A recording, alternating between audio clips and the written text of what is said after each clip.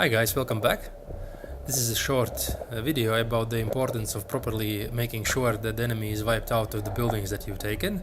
The video will show consequences if you don't do this. I was playing as a sniper.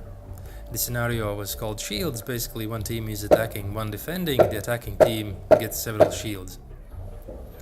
I held the building for about half an hour until the enemy wiped out all of my AEG playing fellows, and I had to retreat inside of the building and hide. Apparently the enemy didn't think that someone could squeeze into that pathway at a high cost to it.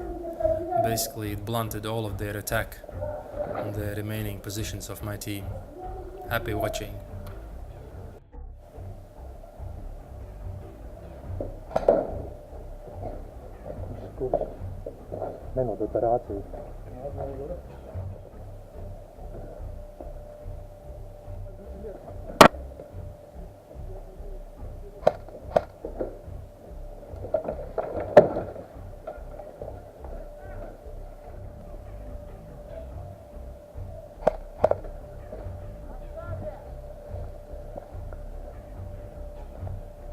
By the way, in such situations it pays to have nerves of steel.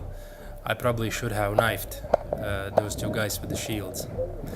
And this very often happens in these scenarios. If you play like this, your own team doesn't realize that someone could be that far behind enemy lines and they wipe you out, and this is exactly what happened to me.